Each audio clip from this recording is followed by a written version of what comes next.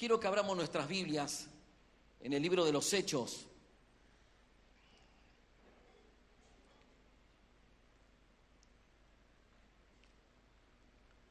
Libro de los Hechos, capítulo 11.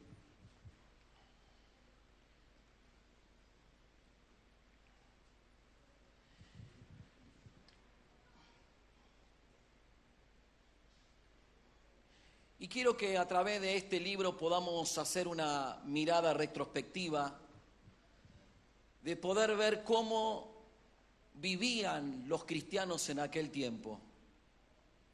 Quiero hablarles de la vida de los primeros cristianos. El inicio de la iglesia marca el libro de los Hechos y marca la etapa de la iglesia con los santos que se iban añadiendo por voluntad de Dios, ya que Hechos 2:47 dice: y Dios añadía a la iglesia lo que habían de ser salvos.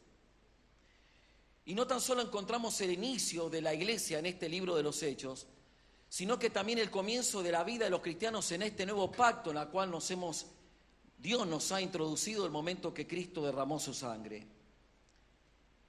Y no hay mejor forma de ver la Escritura para poder encontrar el mejor modelo de cómo se vive el cristianismo y cómo se tiene que vivir la vida cristiana.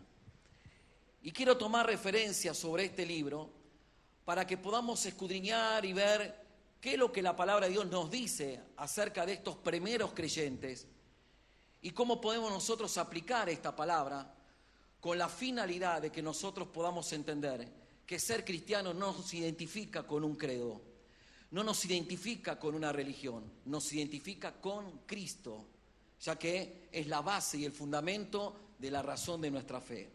Hechos capítulo 11, versículo 25 y 26, como introduciéndonos un poco al tema y como texto de base, vamos a tomar Hechos capítulo 11, versículo 25 y 26.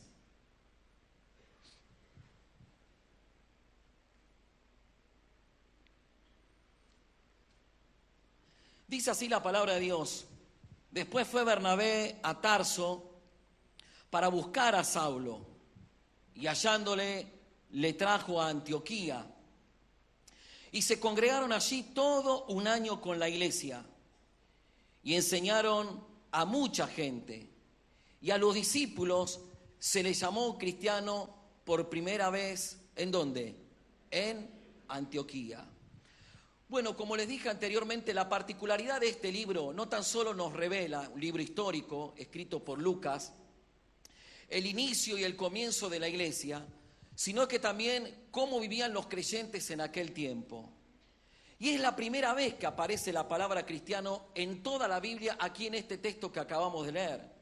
Dicho sea de paso, solamente 3 veces menciona la Biblia la palabra cristiano, no tan solamente en este texto que acabamos de leer, sino también en este mismo libro de Hechos, en el capítulo 26, versículo 28, usa también la palabra cristiano, pero también es por allí, más adelante, en la primera carta del apóstol Pedro, en el capítulo 4, versículo 16, también utiliza y hace mención de esta palabra cristiano. Son los únicos 3 textos que en todas las Escrituras vas a encontrar esta palabra. Sin embargo, hoy cuando solemos decir nosotros, soy cristiano, no tenía el mismo carácter o esencia con la que se originó en aquel tiempo esta palabra. Ya que en aquel tiempo, cuando se le dice a los discípulos de Cristo y a los hermanos que venían a Cristo, cristianos por primera vez, se lo usó de una manera peyorativa, despectiva y con un gran desdén por aquellos que simplemente se identificaban con Cristo. Ya que la misma palabra, algunos la traducen como pequeños Cristo, mas el origen de la palabra es del partido de Cristo, los que se identificaban con Cristo. Y los creyentes en aquellos tiempos se apropiaron con gran orgullo de esta palabra, llamarse cristiano. Más allá que la tonalidad era despectiva, despreciativa, marginal, sin embargo, con mucha honra y con mucho orgullo, ellos se apropian de este apodo o de esta expresión que utilizaba la gente peyorativamente con los que seguían a Cristo, porque simplemente el hecho del origen de esta palabra se identificaba con lo que ellos profesaban, con Cristo. Hoy, tanto tiempo que pasó después, cualquier persona se dice ser cristiana hoy. Cualquier persona que profesa una religión, que profesa una fe, Sin ir más lejos, salimos nosotros de este lugar, nos cruzamos con alguien por ahí y le decimos, ¿usted es cristiano? Y él le va a decir, sí, soy cristiano.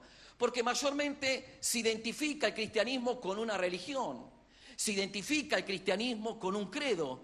Y no entendemos que cristianismo significa estilo de vida. Se trata de una forma de vivir, se trata de una manera que se expresa lo que hay dentro de mí, en la cual expreso con palabras lo que justamente vive en mí. Ya que si yo tengo que definir simplemente la palabra cristiano, puedo definirla de esta manera. Ser cristiano se trata de ser como Cristo, nada más. Se trata de ser como Cristo. Y cuando empiezo a ver en este libro, el libro de los Hechos, cómo vivían aquellos cristianos, empiezo a encontrar algunas cosas que hacen la practicidad del cristianismo.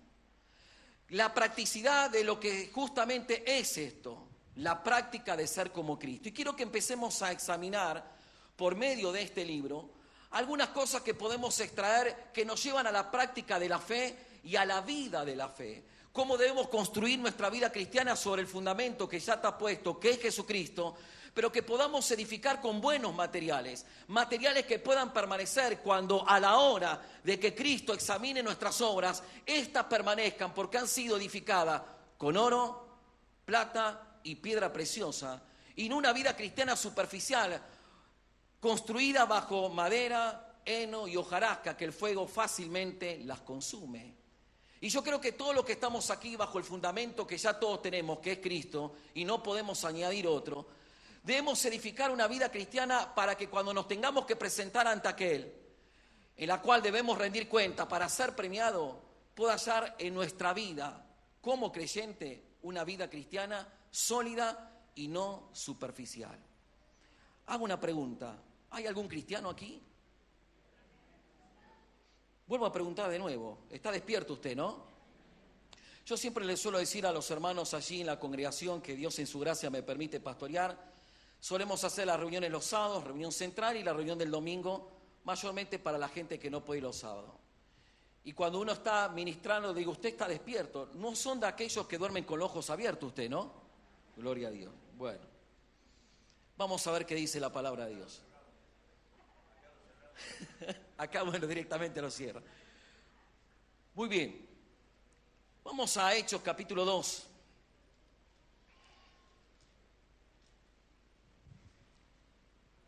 Hechos capítulo 2, versículo 42. Hechos capítulo 2, versículo 42.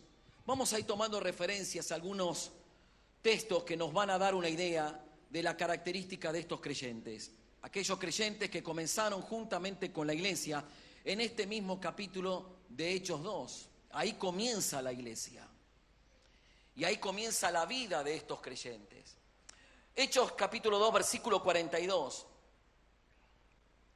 Dice el texto, y perseveraban en la doctrina de los apóstoles, en la comunión unos con otros, en el partimiento del pan, ¿y en qué más? Y en las oraciones. Lo primero que empiezo a encontrar en este libro, cuando me empieza a dar información acerca de la vida de los creyentes, es que lo primero que encuentro eran que eran creyentes que se caracterizaban, número uno, porque perseveraban en la doctrina. Esto es lo primero que encuentro. Eran personas que permanecían en algo que habían creído. Ya que la doctrina no se trata de un texto, se trata de todo el conjunto de enseñanza que podemos encontrar en la propia palabra de Dios. Y que arma la razón y el fundamento de nuestra esencia, que es la fe, en lo que hemos creído. Ya que Hebreos 12:2 dice, puesto los ojos en Jesús, que es el autor y consumador de la fe. En síntesis, todo el conjunto de enseñanza que forma la doctrina bíblica es la que ellos habían recibido desde el momento que creyeron. Y por eso perseveraban en algo que habían recibido. No se puede perseverar en lo que no se tiene. No se puede retener lo que uno no recibe. Y esta gente, lo primero que veo yo en este libro de los Hechos era que perseveraban en la doctrina. Porque la misión de los apóstoles era exponer el Evangelio de Jesucristo, hablando sobre lo que Cristo hizo por nosotros y explicarle la obra de la salvación para que esta gente pueda entender la misión de Cristo, ya que la Biblia es absoluta y totalmente cristocéntrica. Desde el comienzo hasta el final no te habla de otra cosa más que de Cristo. Más allá de todo lo que pueda expresar este libro acerca de Cristo, ellos entendían la razón de su fe mediante lo que habían aprendido a través de la revelación que Dios le traía a los apóstoles, para que se consuman el canon bíblico y tengan ya la revelación de todo el Nuevo Testamento. Ahora bien, perseveraban en la doctrina. Lo primero que yo encuentro en esta gente era que tenían doctrina. Esa era la característica de estos creyentes. Hoy, pasado el tiempo, nos sorprendemos con la gran cantidad de personas que se dicen ser cristianos y ni siquiera saben para qué Cristo vino. Nos encontramos con lo inusual de saber no encontrar la razón de la por qué Cristo se encarnó. ¿Por qué Cristo tuvo que tomar forma de hombre siendo Dios y despojándose, vaciándose a sí mismo para venir al mundo de los hombres? Ser Dios hombre, el Emanuel, el Dios con nosotros, no saben. ¿Por qué? Porque nadie les enseña. Hay una gran escasez doctrinal. Y como hay una gran escasez doctrinal, hay una gran ignorancia acerca de lo que Cristo hizo. Y como hay una gran ignorancia acerca de lo que Cristo hizo, hay un montón de gente pagana dentro de una congregación que dice ser creyente, pero no tienen el sello del Espíritu que da esa afirmación de que son hijos de Dios. ¿Se dan cuenta? ¿Por qué? Porque no conocen la doctrina. Un ejemplo, Pablo en su segunda carta a Tesalonicense, en el capítulo 2, versículo 15, él dice: así que hermanos, estad firmes. Y dice: y retened la doctrina que habéis aprendido, sea por palabra o por carta. ¿Ve? Habla de exhortar a estar firme y a retener la doctrina que habían recibido, mediante la expresión oral y mediante la expresión escrita. Ellos tenían la doctrina y Pablo exhortaba a que la tengan y puedan mantenerse firmes. Es el propio Pablo que en esta segunda carta a Timoteo, en la segunda carta a Timoteo, en el capítulo 3, versículo 10 le dice Pablo a Timoteo: pero tú has seguido mi doctrina. ¿Ven? Pero tú has seguido mi doctrina. Dicho sea de paso, tanto en la primera y segunda carta a Timoteo como la carta de Tito son cartas pastorales que el apóstol Pablo escribe, y que Timoteo estuvo aproximadamente 20 años al lado del apóstol Pablo. Imagínense si no la tenía clara la teología del apóstol. Por eso Pablo no le escribe ningún consejo doctrinal, ni le habla de doctrina, solamente le da consejo pastoral. Pero dentro de estos consejos que le da el apóstol Pablo, exalta la virtud de Timoteo diciendo: tú has seguido mi doctrina. Porque era característica de la cristiandad, era característica de los hermanos que perseveren en la doctrina. Que perseveren en la doctrina, porque era lo primero que recibían. Ahora, hoy, al no haber doctrina, la gente no tiene una fe verdadera. Y al no tener una fe verdadera, tenemos una gran crisis en este tiempo. Una reunión que se convierte en mezcla entre creyentes verdaderos y los que dicen ser creyentes. Cuando el culto es dedicado absolutamente para el cristiano, para el creyente. Quiero que vayamos un poquito a 2 de Timoteo, capítulo 4. 2 de Timoteo, capítulo 4.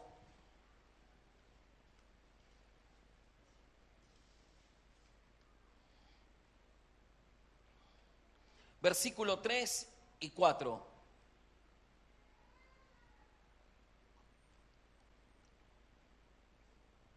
Segunda de Timoteo, capítulo 4, versículo 3 y 4. En esta última carta que escribe el apóstol Pablo, antes de morir, ya empieza a advertir sobre sucesos que estaban ocurriendo y que seguirían ocurriendo después, una vez que muere el último apóstol levantado por Jesucristo, el apóstol Pablo, donde la iglesia después empieza a corromperse y a desviarse de la doctrina que en su principio habían recibido.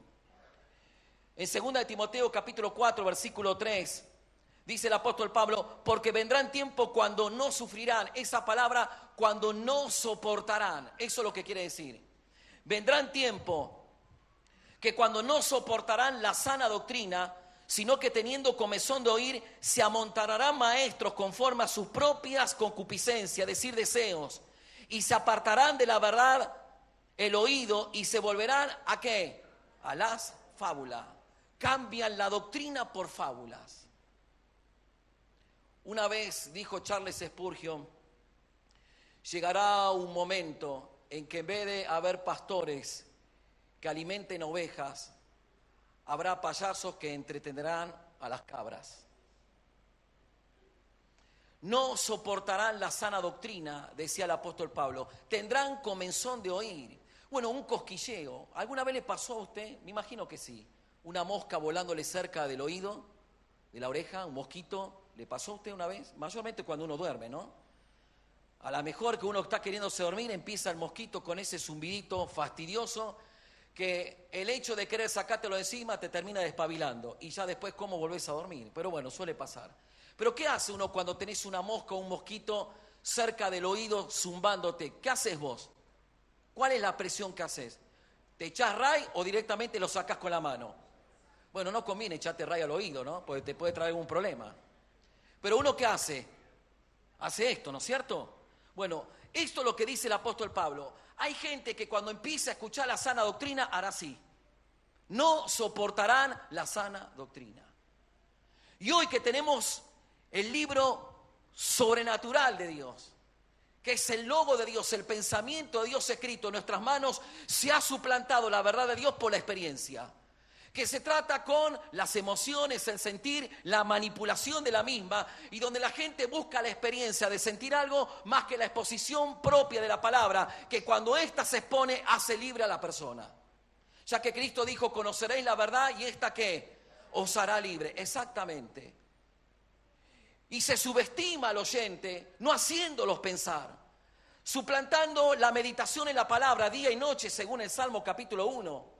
Es la exhortación que Dios le da a Josué también en el mismo capítulo 1, que debe meditar en la palabra te tiene que llevar a la reflexión, a la meditación. ¿Cómo aplico esto? ¿Qué Dios es lo que me está queriendo decir? Te lleva a vivir una vida inteligente bajo la sabiduría no mundana ni bajo la filosofía humana, sino bajo la sabiduría que proviene de lo alto, porque este libro vino de lo alto, porque se originó de Dios. Y llegó a nosotros de una manera sobrenatural, donde costó 1500 años para que nosotros podamos tener la consumación de toda la revelación de la palabra de Dios. Escrita por diferentes autores humanos, inspirada, por cierto, por el Espíritu Santo. ¿Para qué? Para que Cristo, de la mejor manera que pueda ser honrado dentro de una congregación, es cuando se predica y se expone la palabra de Dios. ¿Ven? Pero todo esto se suplantó por milagros, por cielos abiertos y por lo sobrenatural. No se habla de otra cosa, no se predica de otra cosa, no se enseña de otra cosa. Sin ir más lejos, ayer veía en un canal donde se pone en programación cristiana y tomaban transmisión de eventos que estaban ocurriendo en diferentes partes del país, uno tras otro, y todos los eventos parecía que se habían puesto de acuerdo, porque de lo único que hablaban era de cielos abiertos, de milagros, de sanidades, de prodigios, etcétera, etcétera, etcétera. Y lo más triste es que no había predicación, no había palabra. El mensaje central del Evangelio no son los milagros, hermanos. No se trata de milagros, fue el propio Señor Jesucristo que cuando sanó a algunas personas, no algunas, varias, pero alguna de ellas le dijo, no se lo digas a nadie. Eso fue lo que dijo Cristo, no se lo digas a nadie. En otros casos, al endemoniado de Gadara le dijo, ve y cuéntale a los tuyos cuán grandes cosas el Señor ha hecho contigo y cómo ha tenido misericordia de ti. Pero el testimonio era en la casa, a los tuyos, ve y cuéntale lo que Dios ha hecho contigo. Según Marcos capítulo 8, el Señor sana a un ciego en un proceso donde le dice, ¿qué ves?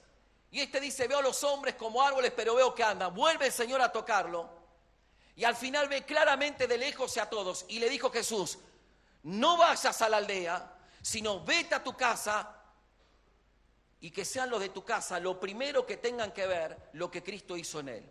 Fueron excepciones a la cual Dios dio directrices, anda a tu casa. Pero la mayoría le decía, no se lo digas a nadie. Pero fue el propio Jesús que cuando murió y resucitó y reúne a sus discípulos, los envía y le dice, vayan ahora y díganle a todo el mundo que yo vivo. ¿Por qué? Porque ese es el mensaje central. El mensaje central no es el milagro de la sanidad, de la prosperidad o la restauración de una familia. El milagro más extraordinario que una persona puede oír es que Cristo vino a morir por mí, en mi lugar, pero también en mi favor, que murió, resucitó, y es la buena nueva del Evangelio para aquel que cree en Jesucristo no se pierda, mas tenga vida eterna. ¿Ven? Ese es el Evangelio. Vayan y digan lo que yo he hecho. Puntualmente en la cruz. Perseveraban en la doctrina. Pero quiero que veamos un poquito en Hebreos. Vayamos un poquito para allí, Hebreos, capítulo 5.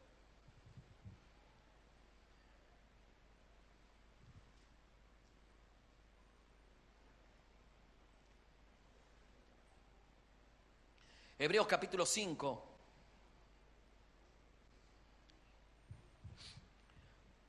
versículo 12.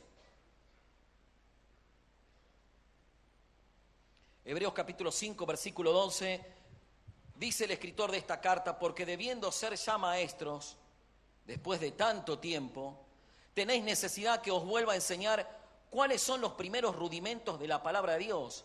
Y habéis llegado a ser tales que tenéis necesidad de leche y no de alimento sólido. Si bien que el escritor está haciendo una exhortación a un estancamiento pronunciado a esta congregación porque no había un crecimiento, pero lo que me llama la atención es que aún estancado y todo tenían la doctrina.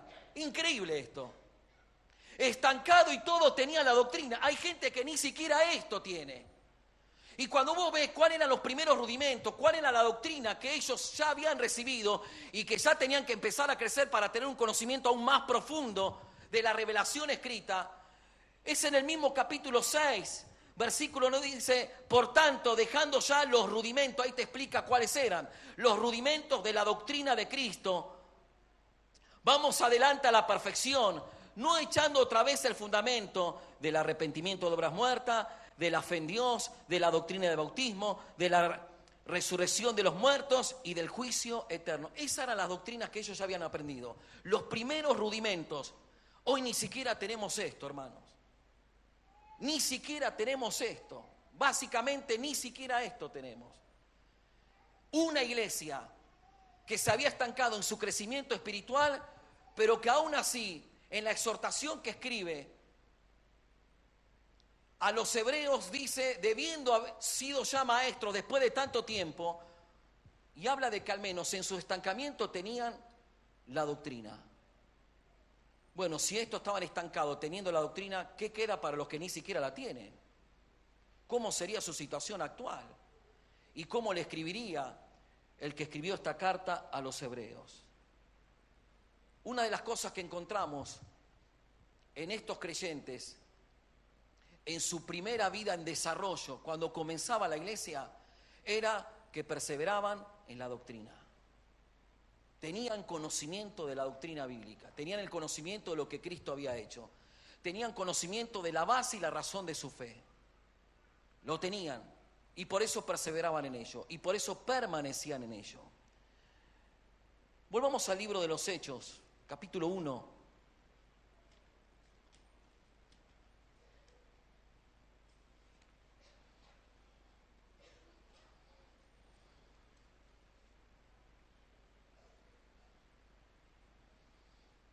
Hechos capítulo 1, versículo 13 y 14. Hechos capítulo 1, versículo 13 y 14. Y entrados, subieron al aposento alto donde moraban Pedro y Jacobo, Juan, Andrés, Felipe, Tomás, Bartolomé, Mateo, Jacobo hijo de Alfeo, Simeón el celote y Judas hermano de Jacobo. Todos estos perseveraban unánimes ¿en qué? Todos estos perseveraban unánimes en oración y ruego con las mujeres y con María, la madre de Jesús, y con quién más, y con sus hermanos. Número 1, lo primero que encuentro en estos creyentes era perseverancia en la doctrina. Número 2, lo segundo que encuentro en estos creyentes, no tan solo se caracterizaban por lo que sabían, sino que también se caracterizaban por lo que practicaban, una vida de oración.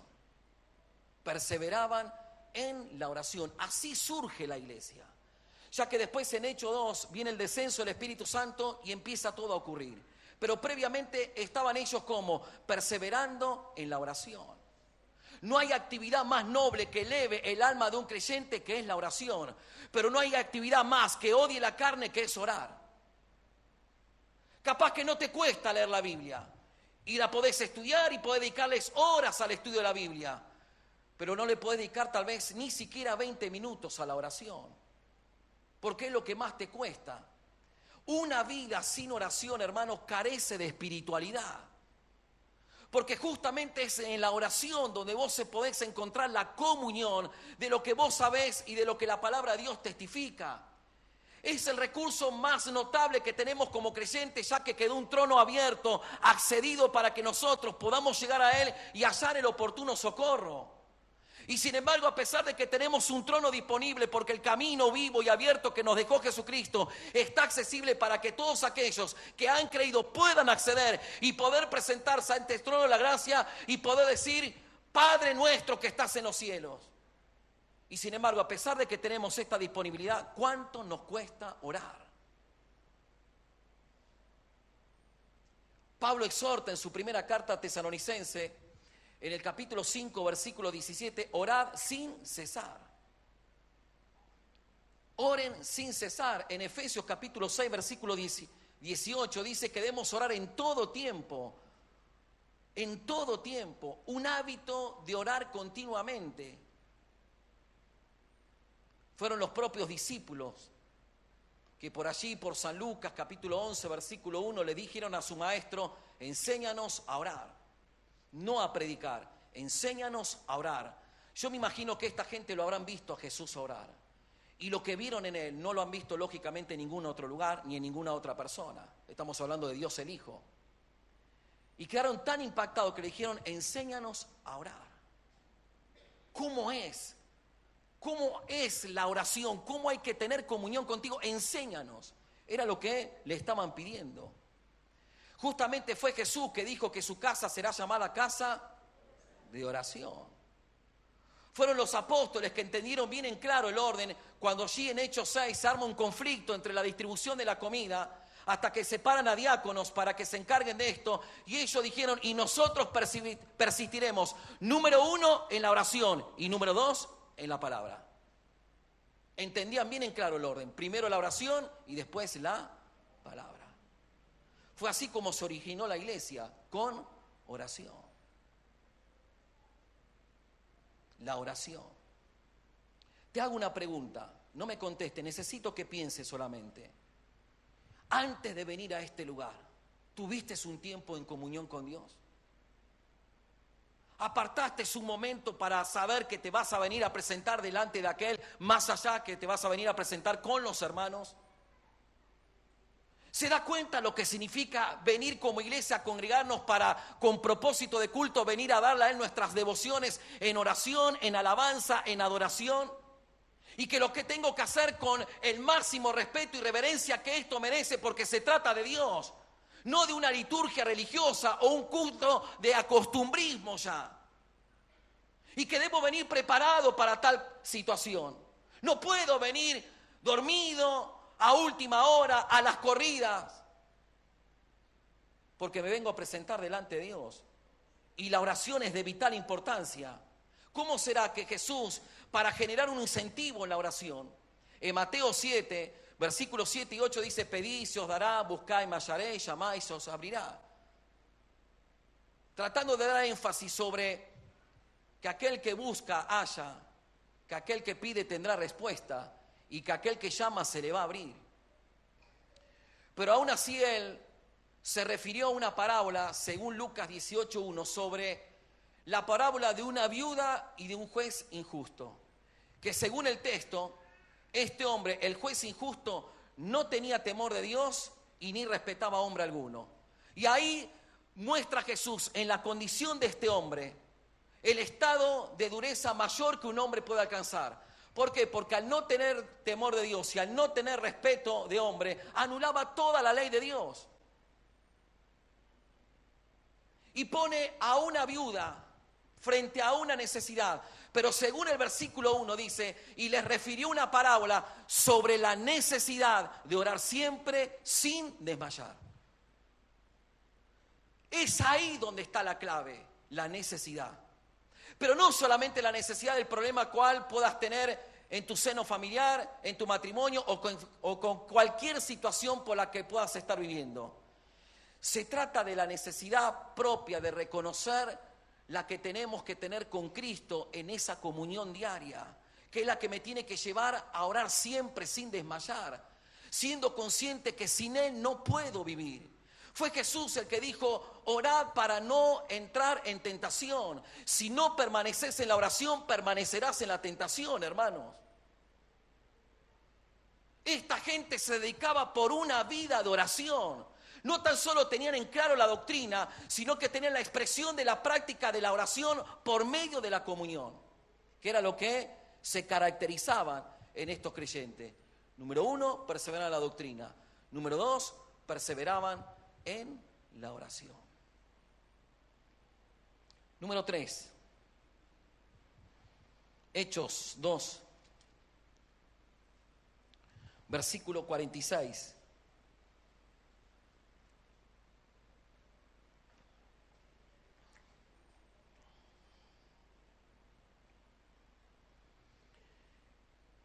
Hechos 2, versículo 46.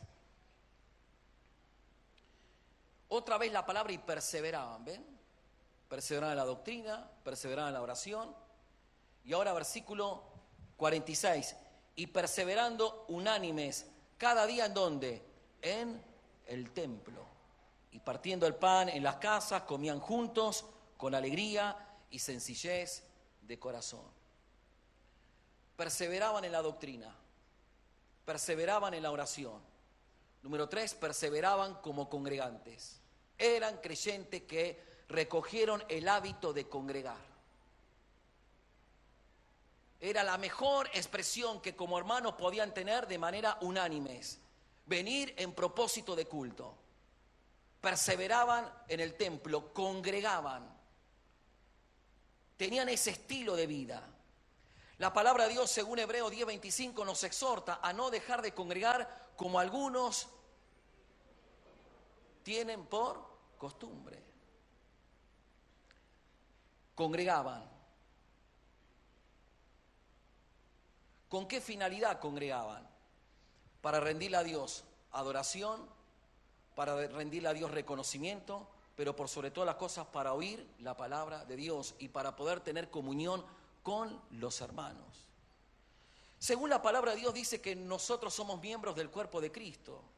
La iglesia forma parte del cuerpo místico del Señor, donde nuestro Señor Jesucristo es la cabeza. Ahora, ¿qué pasaría si yo vengo aquí y usted me ve con una mano solamente? Y me pregunta, ¿qué le pasa que usted está con una mano? Y yo le digo, es que el brazo no quiso venir, se quiso quedar en casa hoy. ¿Puede ser eso? ¿Puede ser una realidad eso? Imposible, ¿no es cierto? Sin embargo, a lo largo de todos estos años me he encontrado con mucha gente que dice, yo estoy bien delante de Dios, yo no congrego, yo hago mi culto en mi propia casa, escucho la radio, veo YouTube, veo por internet el predicador a elección que yo quiera elegir, de la palabra que a mí me gustaría escuchar, y entonces yo espiritualmente estoy bien. Ahora, como no tiene lógica que el brazo se desprenda de mi cuerpo, tampoco tiene lógica que alguien que dice ser miembro del cuerpo no tenga una participación activa con el cuerpo. ¿Se dan cuenta? Un ejemplo.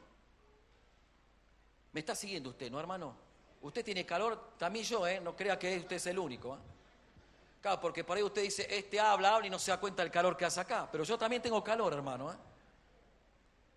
Bueno, imagínese, a ver, Se me cayó el pañuelo. ¿Qué necesito yo para poder agarrar el pañuelo que se me acaba de caer? Primero los ojos, hermano, porque si no veo, ¿cómo lo voy a encontrar, no es cierto? Claro. Necesito primero los ojos para descubrir a dónde cayó el pañuelo. Una vez que mis ojos colaboraron para descubrir dónde está el pañuelo, ahora mis ojos que han dado información a mi cuerpo me dicen dónde está y utilizo piernas, cintura, brazo, mano y todo el cuerpo se involucró para poder levantar el pañuelo. ¿Ve? No lo hizo solo, involucró a todo el cuerpo. Bueno, un miembro solo no puede hacer nada, pero cuando se une al cuerpo, ¿cuántas cosas puede llegar a hacer? Perseveraban en la doctrina. Ayúdenme a recordar. ¿Y perseveraban en dónde? En el templo. Congregaban con frecuencia. Practicaban el hábito de congregar. Vamos más rápido, hermanos. Hechos, capítulo 5. Estoy recogiendo datos que me da este libro, donde marca justamente el inicio de la iglesia y donde encuentro la vida de los primeros creyentes. Y dentro de estos datos que la propia palabra de Dios me da, encuentro en Hechos, capítulo 5, versículo 40 al 41. Hechos capítulo 5, versículo 40 y 41. Y convinieron con él, y llamando a los apóstoles, después de azotarlos, les intimaron a que no hablasen en el nombre de Jesús, y los pusieron en libertad. Y ellos salieron de la presencia del concilio preguntando, ¿por qué, Señor, por qué? Perdón, hermanos, ¿estoy leyendo una Biblia equivocada? ¿Qué dice el texto suyo? Gozosos de haber sido tenidos por dignos de padecer afrenta. ¿Por qué? ¿Por causa de quién? Por causa del nombre. Número 1, perseveraban en la doctrina. Número 2, perseveraban en la oración. Número 3, perseveraban como congregantes. Número 4, sentían gozo por padecer a causa de Cristo. Ellos tenían bien en claro que la vida cristiana también en su conjunto significaba aflicción, significaba persecución, significaba pruebas, significaba padecimiento. Es el propio apóstol Pedro que dice, no os sorprendan, esto le pasa a todos los creyentes que están en todas partes del mundo cuando viene la prueba. Era algo que ellos lo tenían bien en claro, el sentir la aflicción por causa de Cristo. Fue Jesús el que dijo, en el mundo van a tener aflicción, pero confiar, ¿por qué? Porque yo he vencido al mundo. Sentían gozo por padecer a causa de Cristo. No había cuestionamiento, no había preguntas del por qué, no había quejas. Ellos se sentían con gozo por dignos de padecer por causa de Cristo. Ojo, no eran masoquistas, porque el encierro era injusto. Y estoy hablando del padecimiento que un creyente sufre por agradar a Dios, no como consecuencia de hacer algo mal, Estoy hablando del padecimiento que como creyentes sufrimos por Cristo, por su palabra y por el hecho de ser de Él. ¿Cómo será que esto lo tenían bien en claro? Mire lo que dice Hechos 14, 22.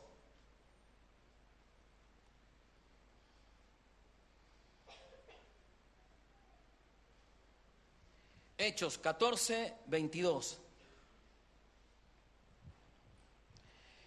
Confirmando los ánimos de los discípulos, exhortándoles a que permaneciesen en la fe y diciéndoles, léalo usted, hermanos, ¿qué dice ahí?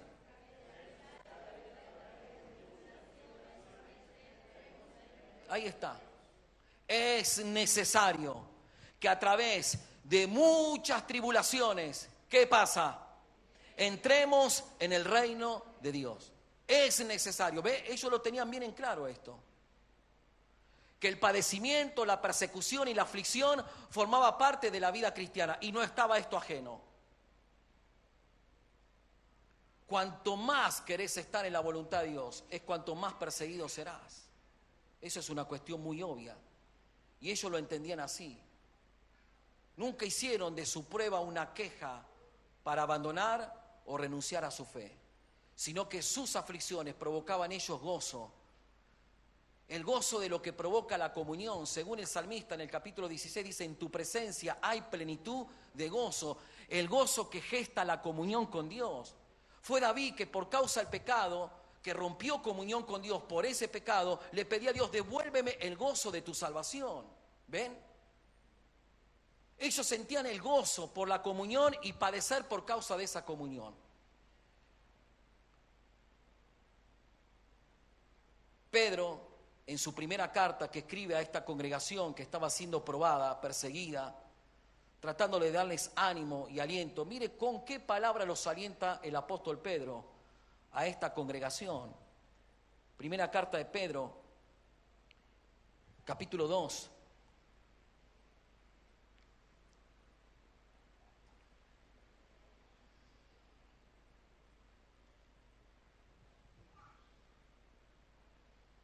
Versículo 19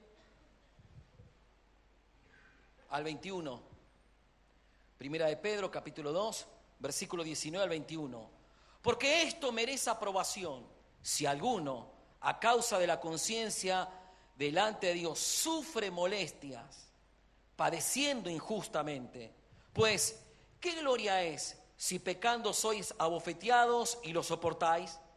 Mas si haciendo lo bueno sufrís y lo soportad, esto ciertamente que es aprobado delante de Dios. Y te añade una cosa más, Pedro, versículo 21, pues para esto fuiste llamado. ¿Para qué? Para sufrir por causa de Cristo. Fuiste llamado para padecer por causa de Jesús, porque también Cristo padeció, dice el apóstol Pedro, por nosotros, dejándonos ejemplos. ¿Para qué? Para que sigáis sus pisadas.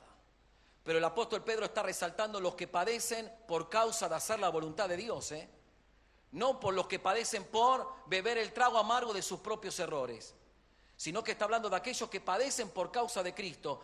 Estos, si ustedes lo soportan, serán aprobados, porque para esto fuisteis llamados, para que sufran por causa de Cristo. Mientras las falsas religiones te dicen para de sufrir, el Evangelio de Cristo te dice: fuiste llamado a sufrir.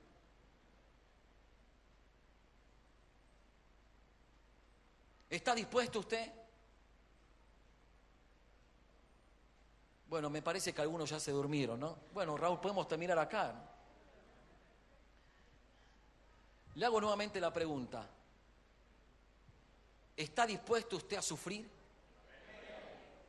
Verdaderamente usted es un masoquista, hermano. Pero a veces es inevitable. Es inevitable. Es inevitable para aquel que es el único creyente en su casa y tenga el ataque de su propia casa y se da cuenta que lo que dijo Jesús, cuánta realidad es, que sus enemigos serán los de su propia casa. ¿Y cómo se hace para poder sostener y soportar eso? Que sos el único creyente y toda tu familia la tenés en contra. Si no tenés una vida de oración, no tenés en claro la doctrina y no congregás con frecuencia, no podés sobrevivir a esto. Pero cuando sos contenido por la iglesia, cuando permaneces en la oración mediante la comunión que ésta genera, y cuando tenés en claro la voluntad de Dios para con tu vida, vas a encontrar en el sufrimiento una bienaventuranza. Cuando por causa de mí os persiguen o vituperen y digan toda clase de mentiras o de mal contra vosotros, porque grande será vuestro galardón en los cielos. Hacían ellos de su prueba un propósito para que Dios sea glorificado en el medio de su dolor. Es la mejor devoción y adoración que le podés entregar a Cristo. Cuando las cosas están muy mal, cuando a veces no sabes qué hacer, cuando hay momentos que parece que todo el conocimiento que tenés no te ayuda a discernir el momento que estás viviendo y no encontrar respuesta, pero aún no entendiendo nada, tu mejor devoción y adoración es hacer de tu dolor un propósito para que Cristo sea glorificado. Y eso no es otra cosa más que la mejor expresión de tu madurez espiritual y del crecimiento que has alcanzado en el camino del Señor. ¿Vamos bien hasta ahí, hermanos? No sé hasta qué hora tienen, Raúl, aquí. Bueno. El jueves estuve en una congregación, el pastor me dijo, siga, siga, y terminé a 11:30 de la noche, ¿no? Bueno.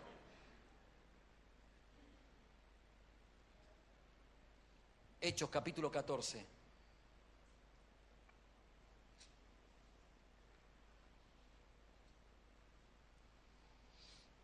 Versículo 19.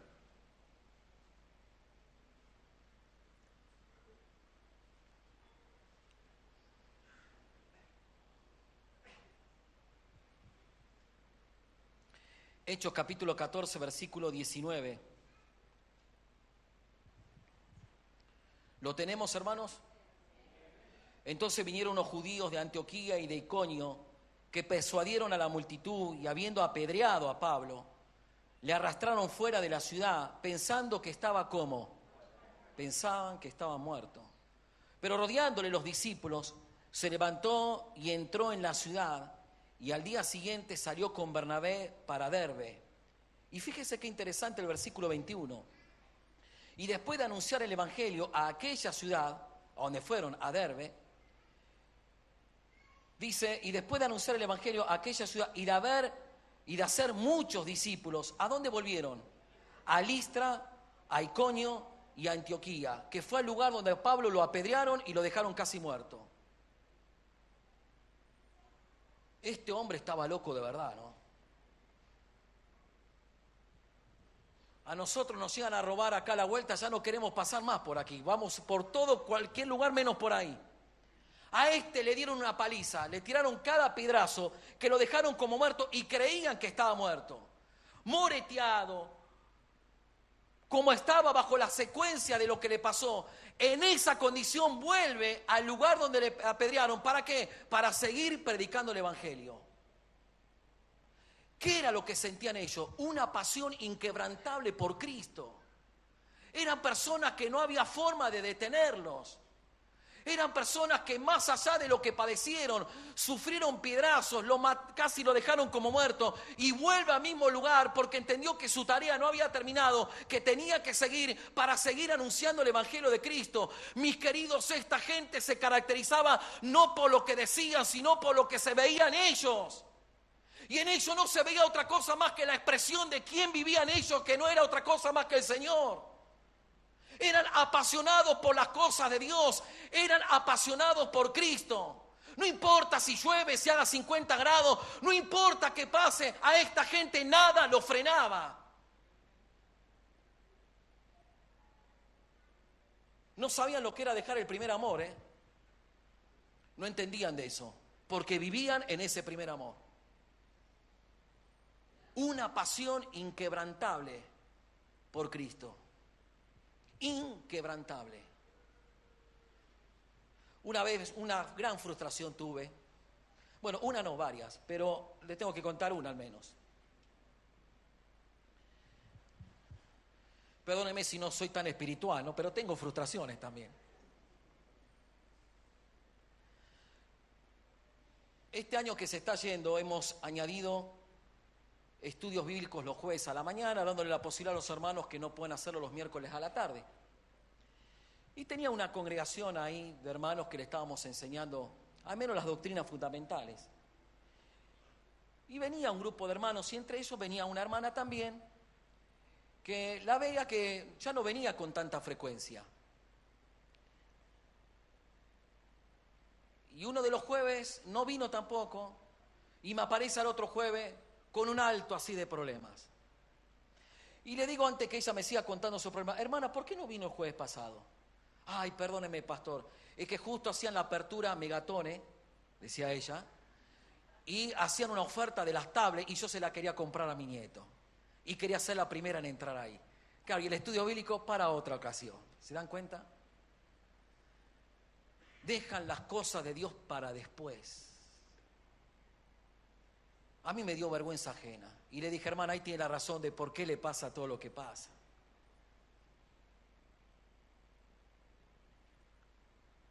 Una mujer irrumpió la casa de un fariseo donde estaba Jesús siendo invitado. Y llorando le lava los pies y se los seca con su cabello. Los otros decían, si este hombre fuera profeta, supiese qué clase de mujer es esta. Y Jesús le dijo, tus pecados te son perdonados. Y añadió, por cuanto has amado mucho, mucho se te perdonó. Con la misma medida con la que medís, serás medido. Das poco, recibirás poco. Te entregas poco, recibirás poco. Esta gente era apasionada. Apasionada. Nosotros tenemos siempre cualquier excusa para faltar o para no venir, mas esto no la tenían. Siempre estaban. Perseveraban en qué, hermanos.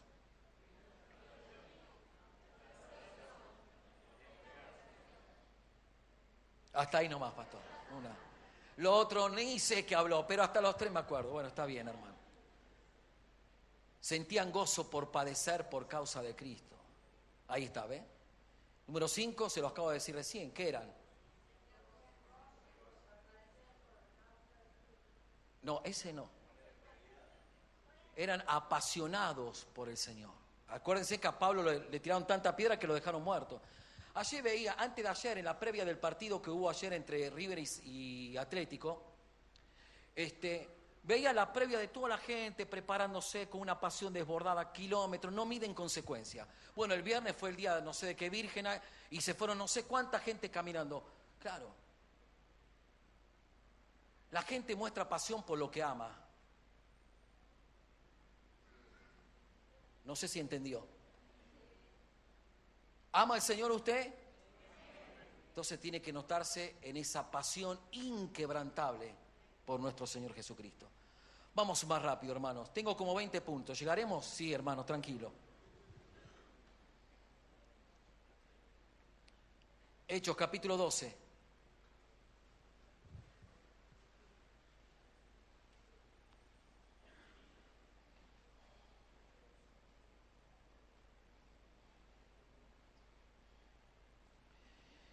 Hechos capítulo 12, versículo 5.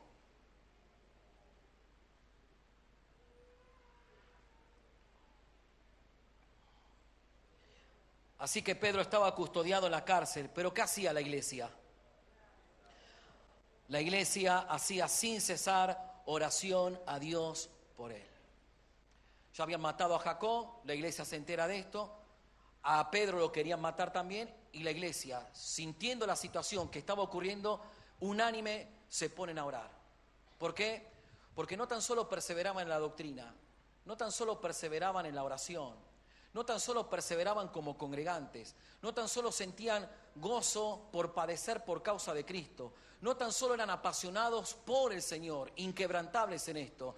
Número 6, sentían la carga del otro como propia. Porque cuando se enteraron que Pedro estaba en la cárcel, oraron sin cesar, no pararon de orar hasta que Dios haga algo.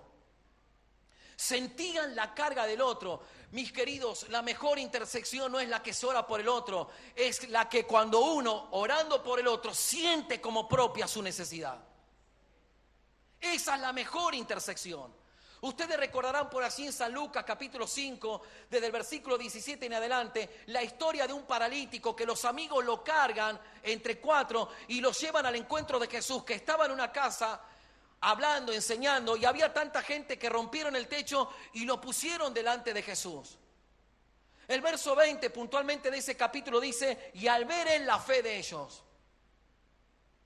Y Jesús hizo un milagro en este hombre, porque hubo 4 personas que sintieron su dolor e hicieron algo con su dolor. No le dijeron, vamos a orar solamente por vos.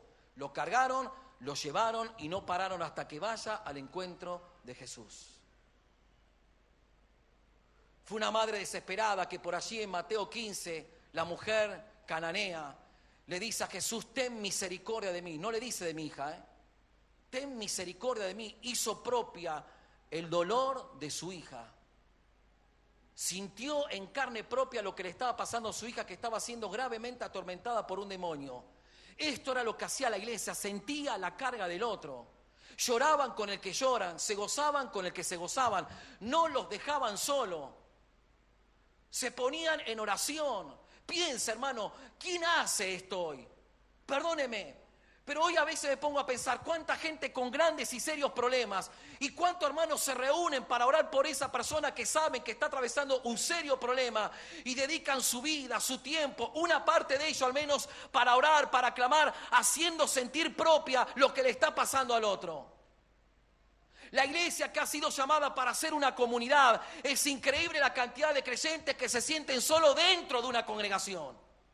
Por la indiferencia que muchas veces tenemos hacia con el otro. Porque simplemente lo miramos como alguien que vino y no lo miramos de la manera en que lo debemos mirar, como un hermano nuestro en Cristo, comprado por la misma sangre y por el mismo precio, y en la cual debo darle la misma importancia que Cristo le dio a ese hermano. ¿Ven? Sentían la carga por el otro, hacían propio su dolor, hacían propia su necesidad. Oraron por Pedro sin cesar hasta que Dios envió un ángel, conocen la historia, y lo liberó, etc. Producto de una congregación que se puso en oración para que Dios intervenga, y Dios se glorificó.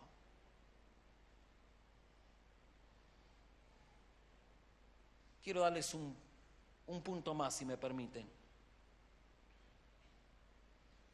Estoy salteando varios, pero quiero leerles Hechos 20.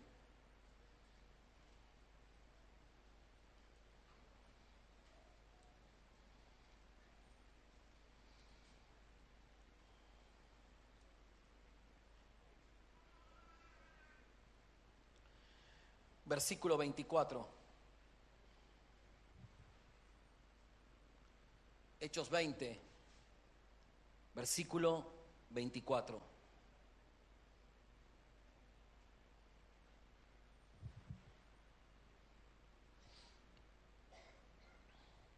Decía esto el apóstol Pablo: pero de ninguna cosa haga caso, ni estimo preciosa mi vida para mí mismo, con tal que acabe mi carrera con gozo y el ministerio que recibí del Señor Jesús, para dar testimonio del Evangelio de la gracia de Dios. Esta gente no paraba hasta terminar su carrera. No sabían lo que era abandonar. No sabían lo que era apostatar de la fe, renunciar a lo que han creído. No sabían. Era gente que entendía que en su palanca de cambio había primera, segunda, tercera, cuarta y quinta y permítame sexta, pero marcha atrás ni sabían lo que era. Porque era algo que no practicaban. Porque entendían que es una característica del justo. Según 1 de Juan 2:19, se define quién es quién si permaneció con nosotros. Porque los que estaban con nosotros no eran de nosotros, porque si hubiesen sido nosotros, hubiesen permanecido con nosotros. ¿Se dan cuenta?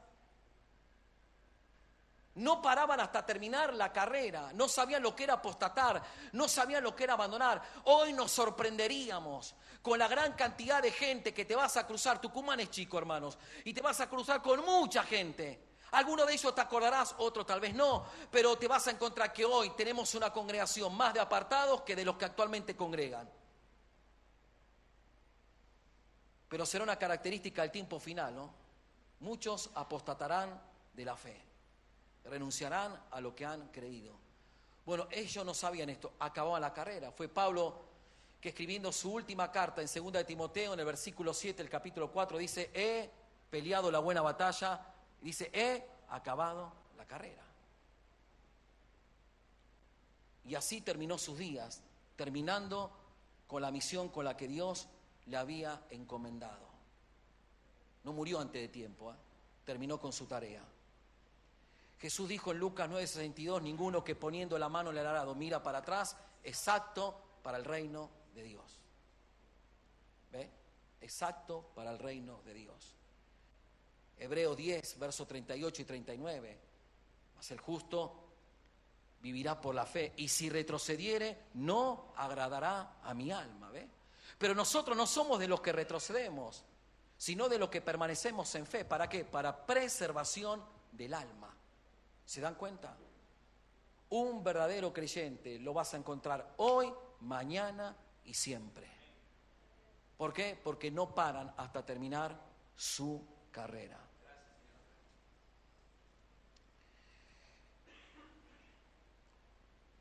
Mi papá murió en el año 97, un 12 de abril, primeras horas del 12 de abril, en un accidente automovilístico. Viniendo de una obra que había visitado en aquel tiempo en Benjamín Paz, 70 kilómetros aproximadamente de aquí. Cuando ya estaban llegando, entrando casi a Las Talitas, Villa Mariano Moreno, lo que se conoce el Arsenal, ahí al frente. No está la autopista como está ahora, en aquellos tiempos no había tanta luz, etcétera. Un camión que iba adelante se le abrió la compuerta de sus acoplados y cayó toda la carga que él tenía y se desparramó hasta la mano del frente de la autopista. Entonces el camión paró al costado de la ruta, o en la ruta, ni recuerdo. Mi papá, que lo había llevado un hermano, que iba con otra hermana, junto con mi mamá le dice: hermano, me parece que hay un camión parado, y ahí no se acuerda más nada, porque como vino el hermano, se llevó puesto el camión, tenía un Forcier, imagínese, chato la trompa, y se enterró hasta el eje del camión y rebotó hacia atrás. Y la única sobreviviente fue mi mamá, todos los demás murieron en el acto. Eso fue un viernes a la noche, primera hora del sábado. Ese lunes, última prédica que él dio, dijo: he acabado la carrera. He guardado la fe. Y sin darse cuenta se despidió, diciendo: terminé la tarea que Dios me había dado. Claro, nadie me quería decir esencialmente qué pasó. Solamente me decían: fue un accidente. Como no encontramos en qué lugar estaba, me acuerdo que me voy hasta el lugar de la ruta y ahí encuentro una multitud de gente, una cosa, y pareciese que cuando llego yo se abrieron todo y lo veo a mi papá tirado en el asfalto con todas sus pertenencias desparramadas por toda la ruta. Había sido recién. Su carterita, su Biblia, sus cosas personales, un zapato de él tirado por ahí. Y estaba tan mutilado que lo tuvieron que tapar, porque prácticamente quedó destrozado. Cuando vi eso, lo primero que me dije es: así terminamos los que te servimos. Esa será nuestro final. Terminar en una ruta reventado por un accidente y terminar la carrera de esta forma. Eso fue lo que me preguntaba. Pero inmediatamente la Biblia dice que el Espíritu nos hace recordar las cosas, ¿no es cierto?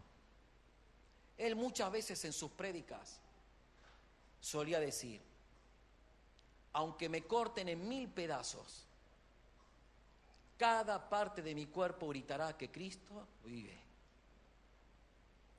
Y eso fue lo que me acordé. Veía su cuerpo mutilado, tapado en una bolsa de nylon negra, sus pertenencias desparramadas, y más que ver un cadáver mutilado ya, se me hacía eco la voz de aquel que decía: cada parte de mi cuerpo gritará que Cristo vive. Y terminó su carrera con la particularidad que 2 semanas antes nos ordena de pastor. Qué increíble, ¿no? Había preparado todo sin pensar que ya se estaba por ir. Mis queridos, mientras estés en la voluntad de Dios, tenés la garantía que hasta que no acabás tu carrera sos intocable. Pero mientras estés en la voluntad de Dios. Cuando estás en la voluntad de Dios y tu carrera se terminó, ya no tenés más nada que hacer aquí. Y no importa de la manera en que te mueras, lo importante es a dónde te vas después de morir. Así vivían los primeros cristianos. Y yo cuando veo esto, honestamente, nobleza obliga. Me da vergüenza decirme que soy cristiano. Miro cómo vivían ellos y miro cómo vivo yo, miro cómo oraban ellos, vivo cómo oro yo y digo: Señor, ¿cuánto me falta? Qué grande me queda la palabra cristiano. Desde lo que significa en esencia, no en denominación, ministerio, religión o credo, de lo que significa en esencia. Y me doy cuenta cuánto me falta todavía. Cuánto todavía debo crecer, cuánto todavía debo manifestar ese amor que todavía no se me evidencia. Y debo confesarle algo. Sabemos más de lo que practicamos. Y nos damos cuenta cuánto falta nos hace. Yo siempre le digo a la gente que está alrededor mío, puntualmente a pastores, cuando alguien me pregunta, ¿cómo estás? Hablando de cosas ministeriales, ¿no? No el cómo estás común. Le digo, todavía me falta. Esa es mi realidad. Todavía me falta. Porque seré perfecto cuando yo esté con Él. Mientras estoy aquí, ¿cuánto todavía me falta? Gente apasionada por Cristo. Gente que vivía de rodillas. Gente que tenía en clara la doctrina. Gente que hacía de su prueba un propósito para glorificar a Dios. Personas que sentían gozo por padecer por causa de Cristo. Le rendían su mejor devoción y adoración. Mi hermano, mi hermana, ¿qué te está pasando para que Cristo no sea glorificado en tu vida? ¿Cómo es tu vida cristiana? ¿Se trata simplemente de congregar un día particular cuando se los convoca? ¿O se trata de una vida de todos los días? ¿Cómo estás vos con tu oración personal? Es una falta de respeto congregarse sin haber orado antes. Porque no tenés conciencia ante quién te venís a presentar. Te venís a presentar ante aquel que es pureza absoluta. Es santidad absoluta. Y como es santo, debo presentarme y prepararme delante de Él diciendo, Señor, ten compasión de las miserias de mi corazón, porque me tengo que presentar ante ti y encuentro tantas limitaciones, tantos defectos, tantas debilidades, que el hecho de presentarme ante ti me tiemblan las piernas, pero gracias a tu misericordia que nunca decae y que nueva es cada mañana, puedo presentarme ante ti y levantar mis manos y decir, gracias Dios por tanto amor manifestado.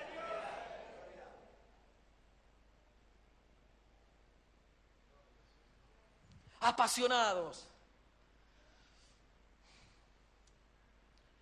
Me pregunta cómo ando, hermanos. Bueno, no me preguntó, pero me lo imagino. Mi respuesta es, todavía me falta. ¿Y cuánto todavía me falta?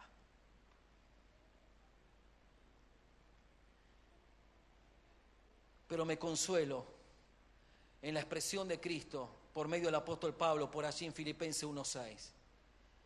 El que empezó en vosotros la buena obra, la perfeccionará hasta el día de Jesucristo. Es el único que no se cansa de mí, a pesar de que yo me canso de mí mismo. Porque Él no desampara la obra de sus manos y su propósito se cumplirá. Estamos por compartir la mesa del Señor. Pablo dijo, yo recibí del Señor, y empieza a hablar sobre lo que es la institución de la cena del Señor, establecida lógicamente por Cristo, que dio comienzo al nuevo pacto, basado en un principio, en memoria de mí. Y recuerdo que esa sangre que fue derramada me hizo ahora ministro competente de este nuevo pacto, donde obtengo el mayor beneficio que puedo recibir mediante este nuevo pacto, mejor que el primero, con mejores promesas. ¿Cuál? El perdón total de todos mis pecados, que me permita acceder a esta mesa, que antes era inalcanzable, pero que se ha hecho alcanzable porque vino uno a nuestro mundo para hacerse como nosotros, hombre, pero sin pecado, y mostrarnos quién es Dios, y mostrarnos la mayor expresión del amor de Dios al morir por nosotros en nuestro lugar. Cristianismo se trata de ser como Cristo, es simplemente vivir a Cristo.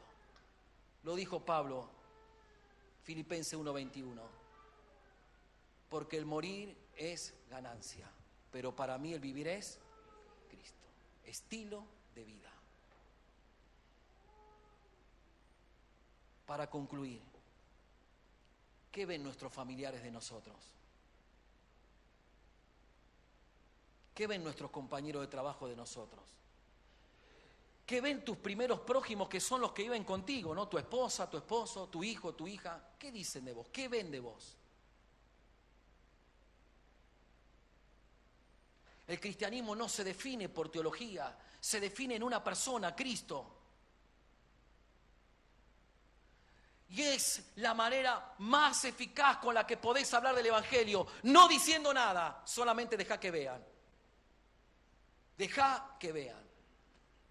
El otra vez un pastor me decía, él trabaja en una empresa que él utiliza esas grúas que van, pobre, a veces me da compasión, hermano, lo mandan a Famayá con una grúa que si yo voy caminando le gano, por lo lento que va.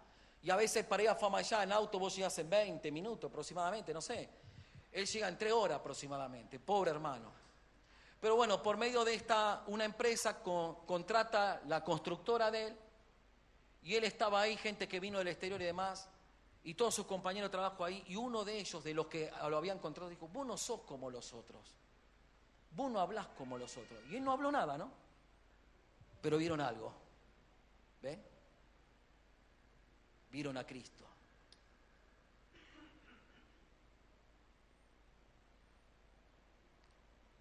Pedro en su primera carta, en el capítulo 3, le dice a la mujer que tiene el marido inconverso, ganate a tu marido sin palabras.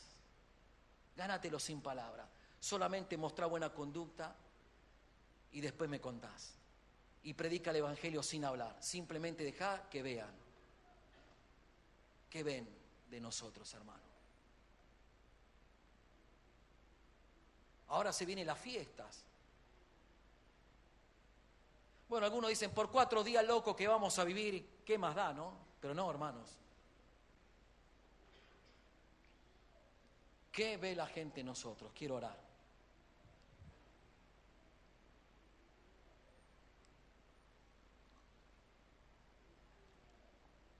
Padre Celestial,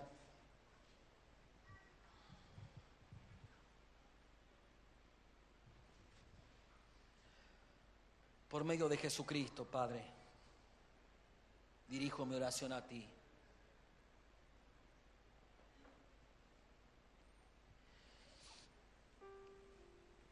Y a veces nos sentimos como la reprensión de Hebreos, después de tanto tiempo, debiendo ser ya. A veces, Señor, cuando pensamos el tiempo que llevamos en este camino y cuántas limitaciones todavía hay en nosotros, glorificamos tu paciencia. Glorificamos tu amor, Señor, incondicional.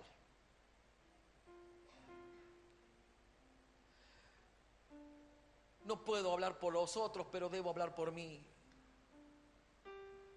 A veces me queda muy grande esta palabra cristiano. Cuando veo a aquellos que hasta daban su vida por causa de ti. Y hoy nosotros acostumbrados a tanta comodidad, que por estar tan acostumbrados a tanta comodidad no sabemos lo que es la negación.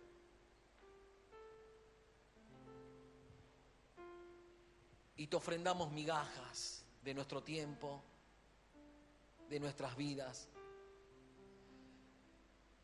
Si solo pensamos cómo oramos, el tiempo que le dedicamos a la oración es tan poco, Señor.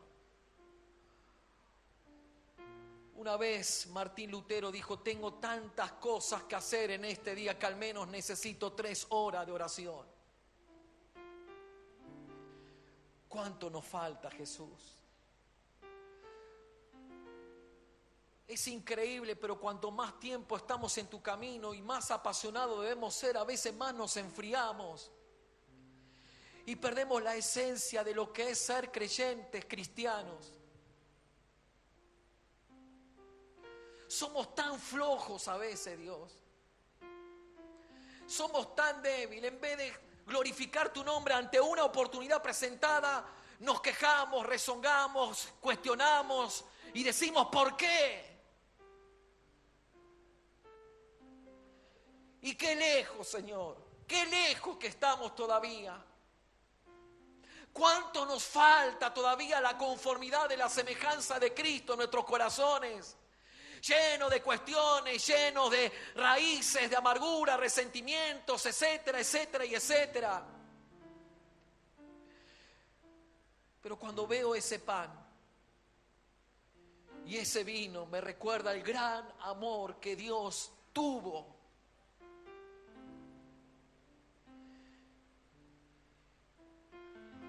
y sacia mi alma cuando pienso que ese amor fue derramado en mi corazón y cuando pienso que ese amor es incondicional. Dios te ama de la misma manera en la que te amó siempre. No varió, no creció ni menguó, siempre. ¿Cómo lo vamos a celebrar tu amor, Padre? Pero pedimos, Señor, que tu misericordia, que es la compasión inmerecida de Dios por las miserias de nuestro corazón, sea repasada continuamente ante ti, Padre, y por causa de tu ira no seamos consumidos. Porque esta misericordia nunca decae y es prolongada continuamente. Nos has dado el privilegio de oír lo que oímos, de ver lo que vemos. Fue el propio Señor Jesucristo que dijo: bienaventurados los que ustedes ven, porque muchos hubiesen querido ver lo que ustedes ven y no lo han visto. Lo que ustedes oyen, muchos profetas, mucha gente en el antiguo pacto hubiesen querido oír lo que ustedes oyen y no lo han oído. Pero Padre, te alabo porque se lo revelaste a estos mis pequeños. Iglesia, tenemos la bendición más enorme de ser salvos, mientras allá afuera hay miles y miles que se están yendo al infierno. Y no nos damos cuenta el gran valor infinito que tuvo la cruz.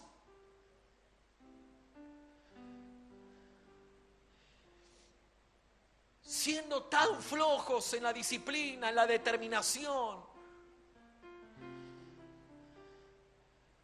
todavía nos falta, Jesús. Todavía nos falta. Y oro, Señor, para que tú, que estás sentado a la diestra de la majestad en las alturas, que eres nuestro mediador, nuestro gran sumo sacerdote que se compadece de nuestras miserias, debilidades, intercedas por nosotros. Mediante tu Espíritu que está en nosotros, que también intercede por nuestras debilidades, para que en ella repose tu gracia y entonces seamos fuertes. Y al fin podamos vencer aquello que hoy nos vence. Y encontrar la permanencia, la perseverancia que hoy no se caracteriza en la cristiandad, sino la inconstancia, la deserción, la apostasía y tantas otras cosas. Danos la posibilidad en esta jornada de que en este último tramo del año podamos terminar con un empuje renovado, que nos haga poner la mano en el arado y no mirar para atrás, venga lo que venga, pase lo que pase, cueste lo que cueste, Señor. Y poder al fin lograr en tu gracia lo que nosotros en nuestra carne jamás podríamos hacer. Gracias, Señor, porque tú nos has elegido primero. Siendo nosotros ovejas descarriadas, como buen pastor que eres, nos fuiste a buscar. Y nos cargaste sobre tus hombros y nos hiciste ahora oveja de tu prado. Queremos participar de esta mesa con la bendición de todo lo que nos has entregado por medio de lo que tú eres. Descanso en el hecho de saber que el que comenzó en nosotros la buena obra, la perfeccionará. A veces nosotros cansamos a la gente, Señor, con nuestras actitudes, con nuestra reincidencia. Y hasta nosotros nos cansamos de nosotros mismos. Cuando vemos que queremos cambiar y no podemos, cuando queremos empezar de nuevo y no podemos. Pero tú no desamparas la obra de tus manos y la completarás en nosotros. Entendiendo que la vida cristiana se trata de ser como Cristo y no se basa tanto en lo que digamos, sino en lo que vean en cada uno de nosotros. Que tu bendición nos acompañe, nos renueve y nos haga participar de esta mesa con el gozo del triunfo de la cruz, pero con la bendición de saber de que como creyentes el mismo espíritu que tenían esos cristianos, ese es el mismo espíritu que está en nosotros. y que nosotros también podemos, Señor, avanzar y vivir a Cristo, porque eso te trata. Te lo pido todo para la gloria de tu nombre, Padre, mediante nuestro Señor Jesucristo. Amén, amén y amén.